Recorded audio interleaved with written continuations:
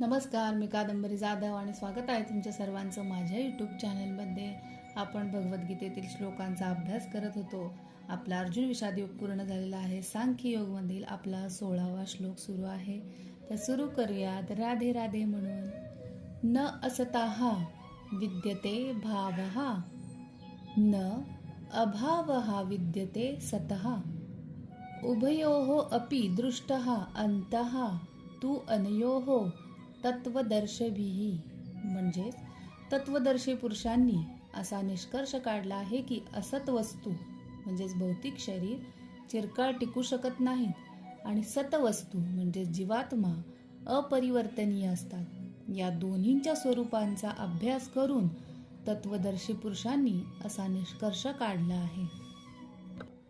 श्रीकृष्ण म्हणतात, जे असत आहे म्हणजे जे नाशवंत आहे त्याला खरं अस्तित्व नाही, आणि जे सत आहे म्हणजे जे शाश्वत आहे त्याचा कधीही अभाव होत नाही.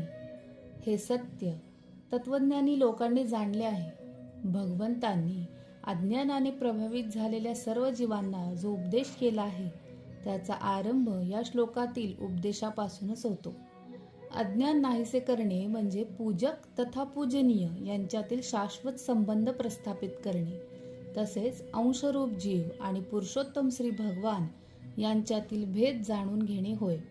कोणताही मनुष्य प्रथम स्वतःला जाणून घेतल्याशिवाय भगवंतांचे स्वरूप जाणू शकत नाही. जीव आणि भगवंत यांच्यातील संबंध अंश आणि अंशी किंवा अंश आणि पूर्ण यांच्यातील संबंधाप्रमाणे असतो.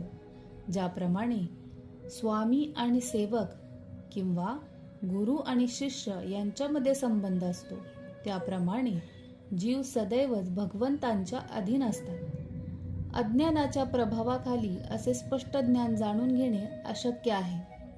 असे अज्ञान नष्ट करण्याकरता आणि सर्व काळी सर्व जीवांना प्रबुद्ध करण्यासाठी भगवद्गीतेचा उपदेश देण्यात आलेला आहे. तर हेच स्पष्टीकरण तात्पर्य मला या श्लोकावरून कळालं. तुम्हाला कसं वाटलं ते नक्की कळवा. जीवन उद्देश पुढच्या व्हिडिओमध्ये बघू.